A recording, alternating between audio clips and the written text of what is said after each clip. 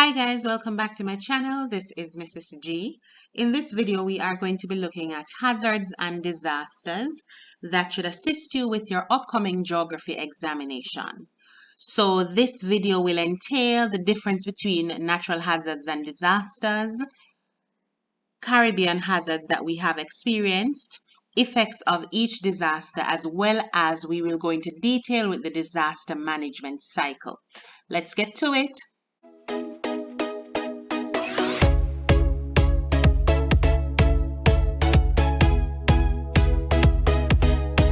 These are some terms that you can expect to probably pop up on your exam.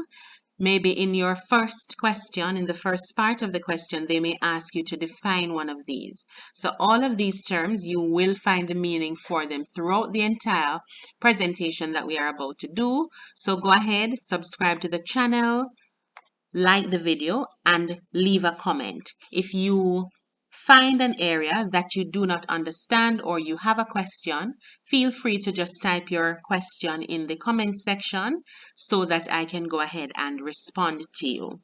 Before we get into it again, all of this information, every part of the CSET geography syllabus is already available on the channel. You just need to access the playlist. So go ahead, subscribe, look in the playlist, look for map skills, crash courses, live streams, as well as geography past papers. All right, so let's get into it. Definition for hazard. So when you are younger and you're hearing that something is hazardous, it means that it hasn't really done anything to you yet, but it has the potential to do something to you. So hazard in itself is a risk. It is the potential to cause damage to property, loss of life, etc. It means it doesn't happen as yet, but it can possibly happen. So those are the things that we would consider to be natural hazards. We say they are natural if they are occurring from our natural environment, like the lithosphere, the biosphere, or from the atmosphere. Okay? Examples of natural hazards include hurricanes, volcanic eruptions, floods, earthquakes, landslides, etc. So in the Caribbean, we do experience similar hazards throughout the different Caribbean countries. All of the Caribbean countries experience hurricane as a hazard, so we anticipate it each year. All of the Caribbean countries experience flooding of one sort. All of the Caribbean countries also experience earthquakes and landslide, and there are only some Caribbean countries that have active volcanoes on them. So you just need to pay attention to the specific Caribbean country and what the hazards are. So remember, hazards, these are the things that will potentially cause damage. From hazards now, we look at disaster. We consider something to be a disaster when it has already caused the damage. So that is the major difference between the two, and we're going to look at the difference in a second, right? So natural disaster, these are the effects of an event on the physical and human landscapes. Disasters tend to be a lot worse when we have a high population density. So the more persons that you have in an area, the more likely it is that this disaster is going to be really, really damaging. Disaster, we can also define it as when a natural hazard impacts an area causing the damage. So hazard is the potential, happen yet. Disaster is when it actually happens. So the hazard comes now and it has caused the damage. So then we say it is a disaster. All right. Difference between the two, hazards versus disaster. Hazard is a potentially dangerous event. Disaster is a dangerous event that has affected people and property. The example that I have here is that a powerful hurricane in the middle of the Atlantic Ocean is a natural hazard.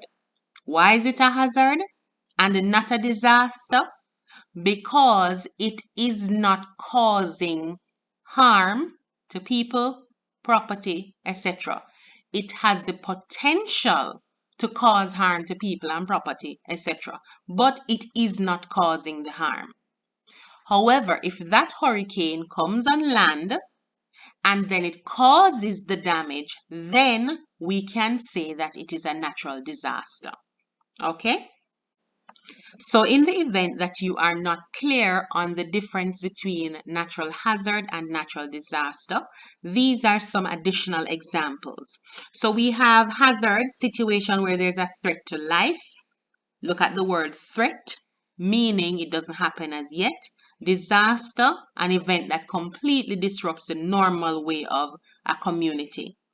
Hazards they can be natural or man-made, but for your exam that you're about to do, for the topic that was released, it did say natural disasters. So we can look specifically, or you can expect natural disasters instead of the man-made ones to appear on your exam. Other differences or other way for you to differentiate between the two: hazards are termed as disasters when they cause widespread destruction of property and human lives. Once a hazard becomes active and it is no longer just a threat, it is a disaster. Both hazards and disasters are natural as well as man-made. So, we as human beings, we have the potential to determine how badly the hazard affects us. There are things that we can put in place to say how it is going to affect us. So this is where risk assessment comes in. This is where we look at the situation and say, all right, if I do this, then I am more likely to be affected by that hazard. If I build my house on the riverbank, then I am more likely to be affected by flooding.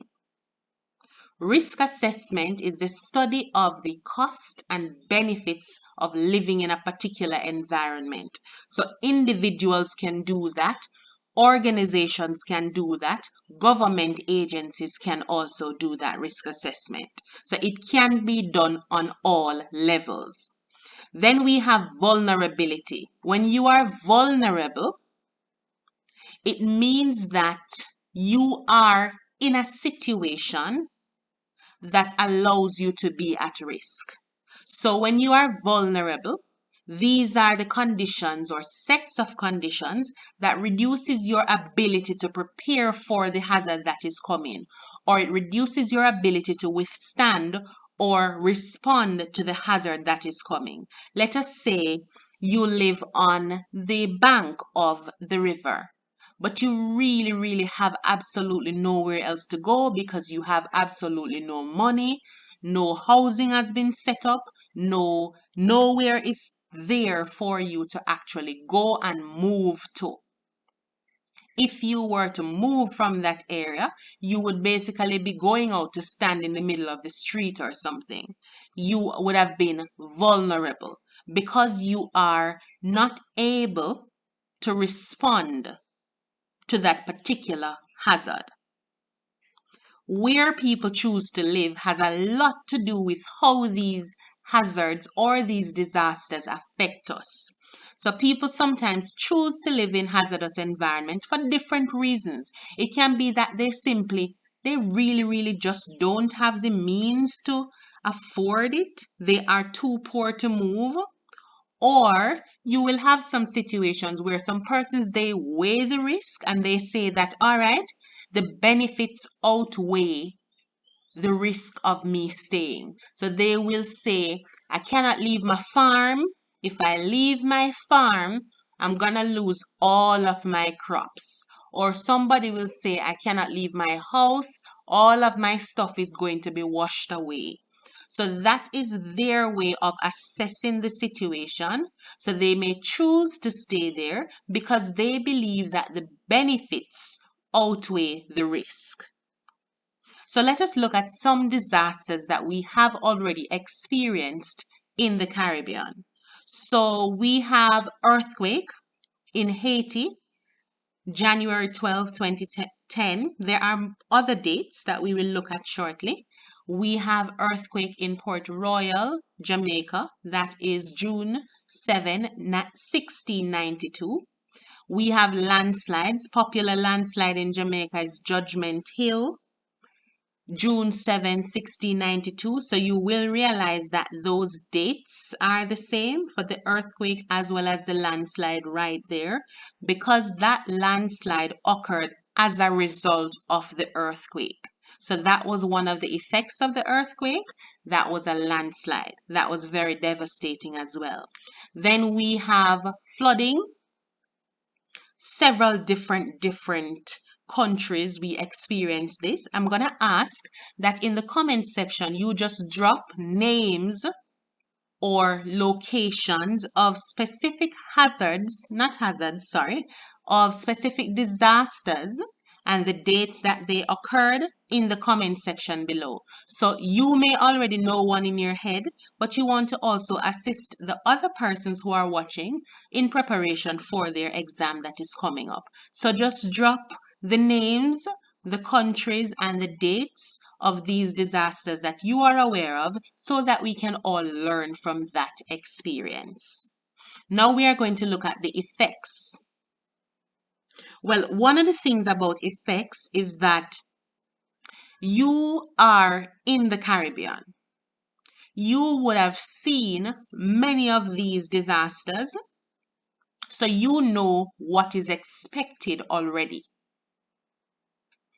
The only thing you need to do if you are asked to name or list the effects is to picture yourself in the situation. What would be happening around you if there was an earthquake? What kind of damage could it possibly cause? What could be happening around you if there was flooding? What kind of damage would it cause? How would you be affected as an individual? How would other individuals be affected? How would it affect the agriculture of the country? How would it affect the animals in the country? So look at those things and then you will come up with several different effects. So one effect that you can always use if you are asked for an effect is loss of life. No matter what the disaster is, it has the potential to cause loss of life. Then you can have loss of property. So all of them can also cause you to lose your property. All of them can cause injury as well. So these three, you can use them in any type of disaster it is at all. Another one that you can also use, you can say disruption of the economy. So even if it is flooding, you would have had somebody in that area that would need to get to work or something. So disruption of the economy. That is another thing that you are able to use in any type of disaster at all. So if, for example, you get volcanic eruption on your exam coming up, you can think about the last volcanic eruption in the Caribbean, and then you utilize all of those effects that you saw on TikTok, effects that you saw on Instagram, all over the place. So you can utilize all of those in your response here.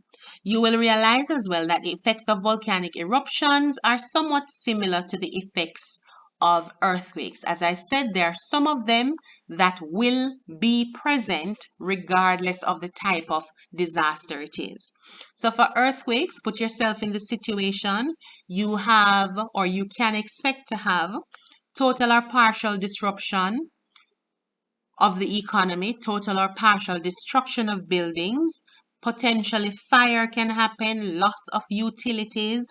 So you can experience loss of electricity, telephone wires get damaged, etc.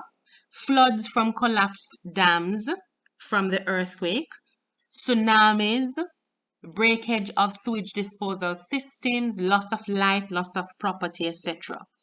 Hurricane, we also experienced a hurricane since this exam period. So you can also think of the damages that you saw or the ones that you heard about and use these as your examples.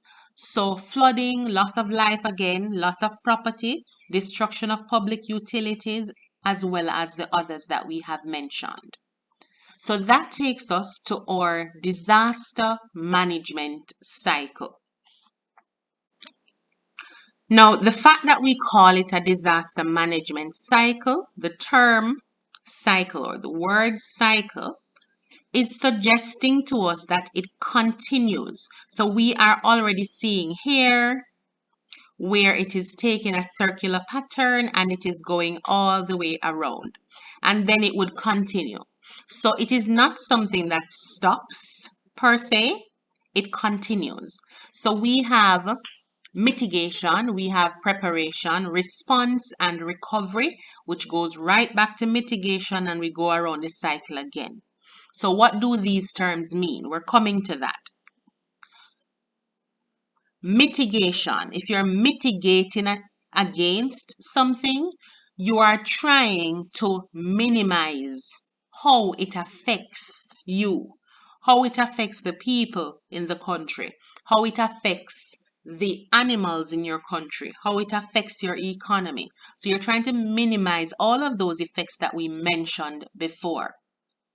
So mitigation, some examples that we have in the Caribbean, building codes and zoning. So there are some places where you cannot build certain things. You cannot build to a particular height. There are some places where you cannot place different types of buildings. These things are in an effort to mitigate against disasters.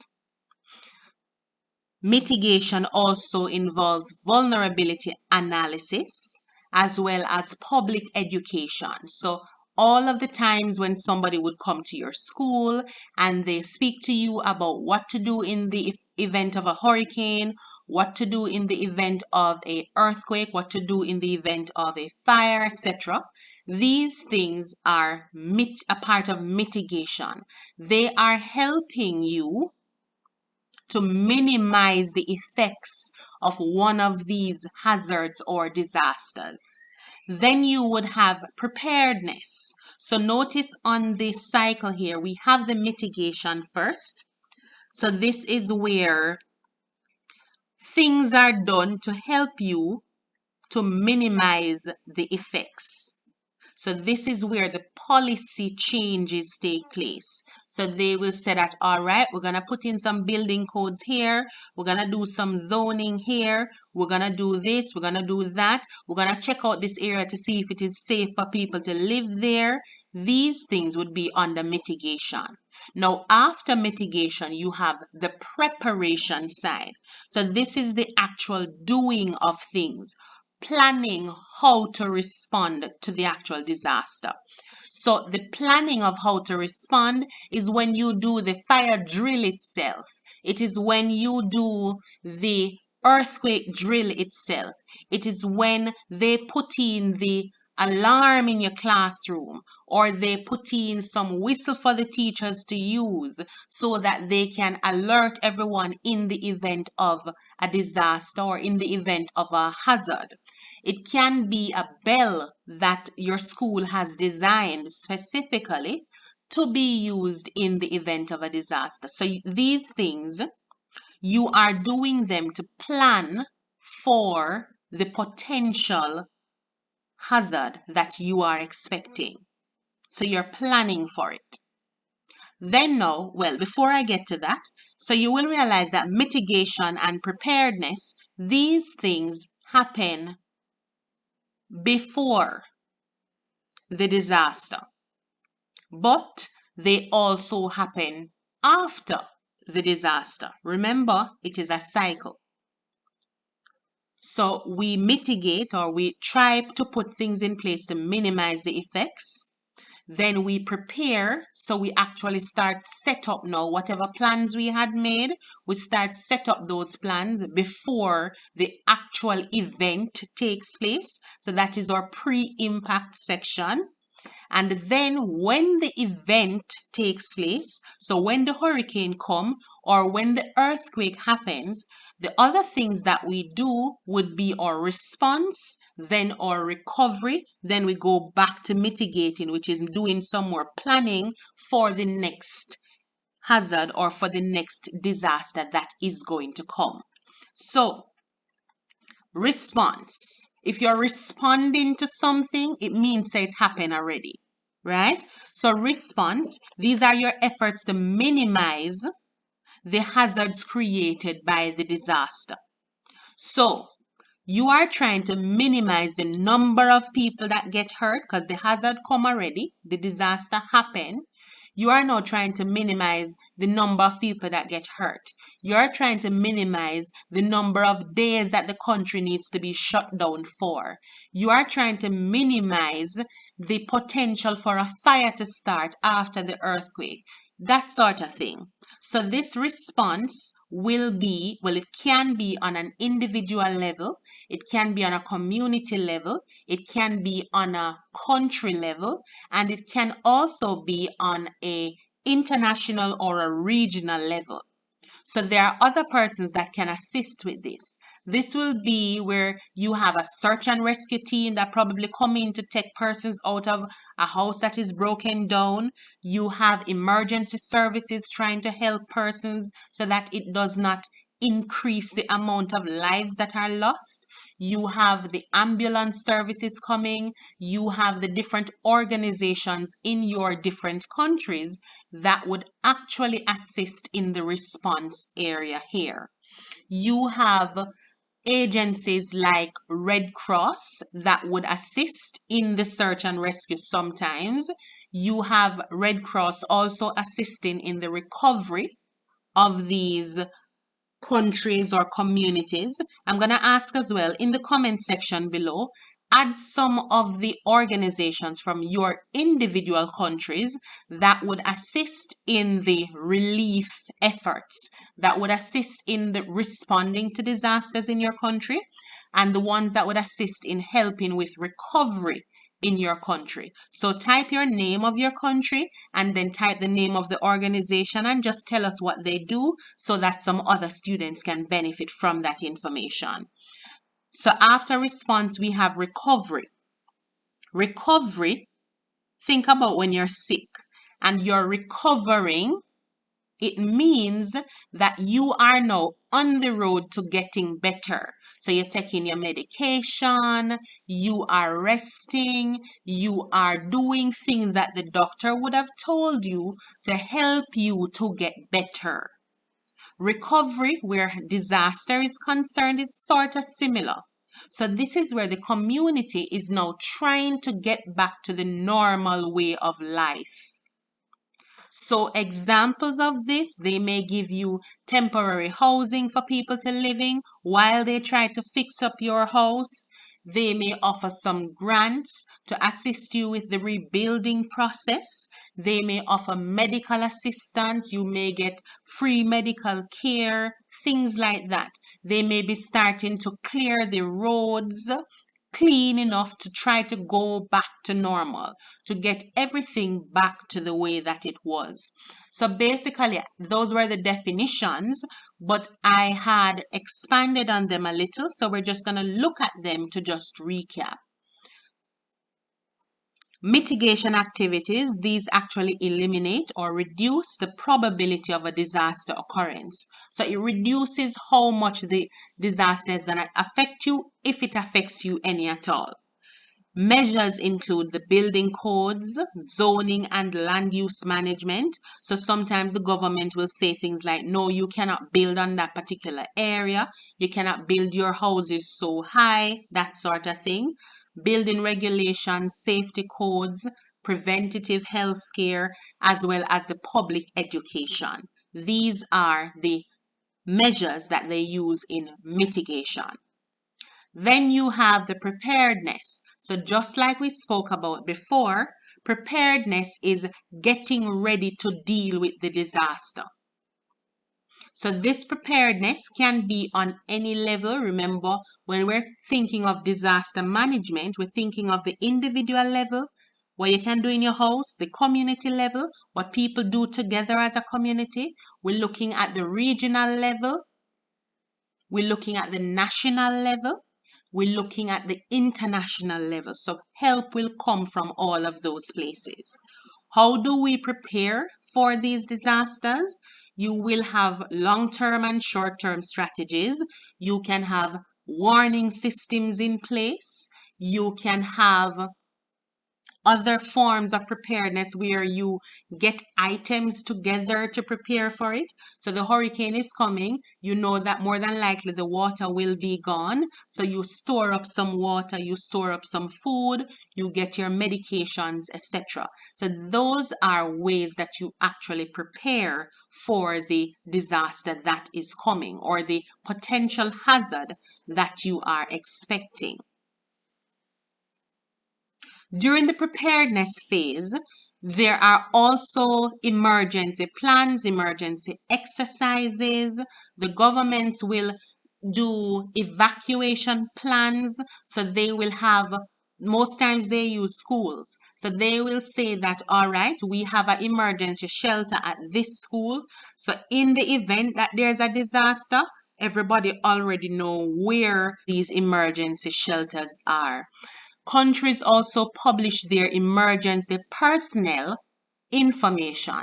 So they may publish the telephone number of the emergency contact person in your parish or in your town. All of these would have been in an effort to assist with preparedness. Then you have response. So this is responding. This is after the disaster has occurred. So the aim of emergency response is to provide immediate assistance to maintain life, improve health, and to support the affected population.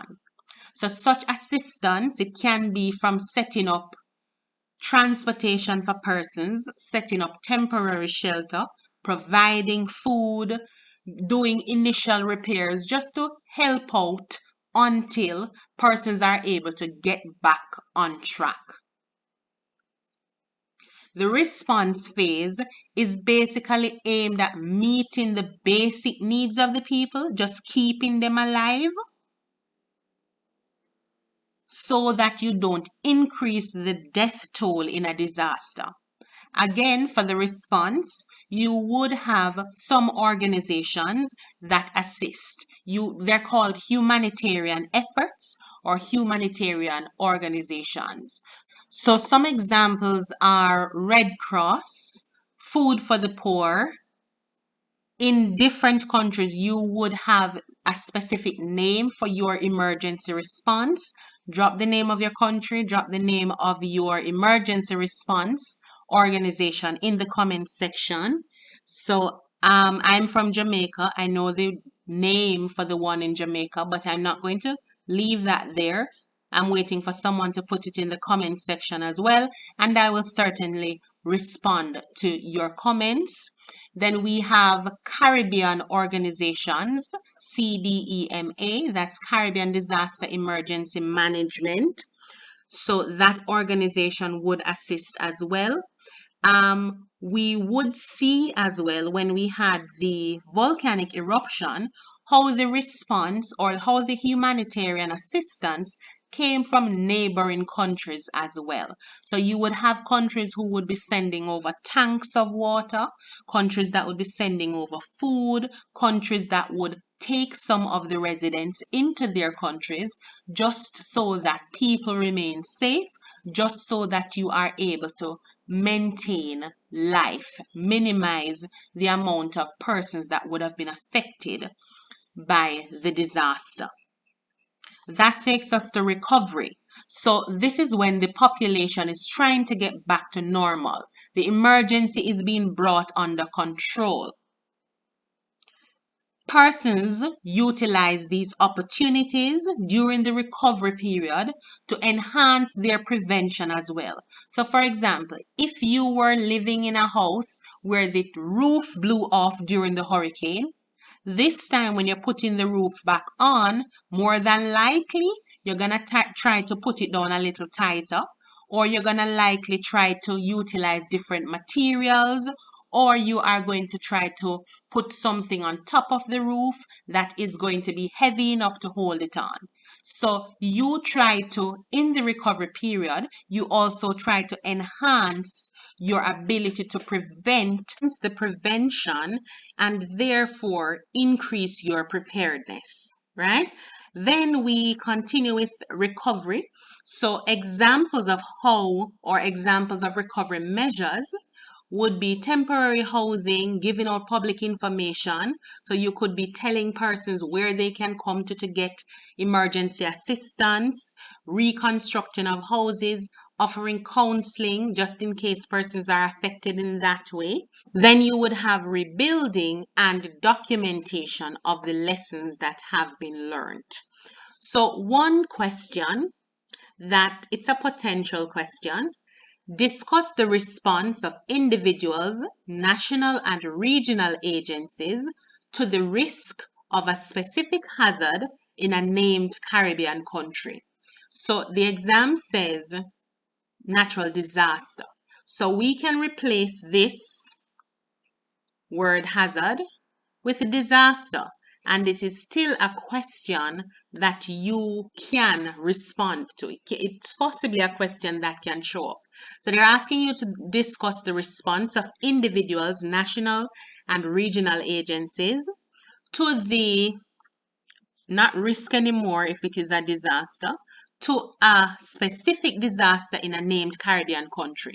So what you would do with this question, first of all, you would name the Caribbean country that you're referring to, that the disaster occurred in.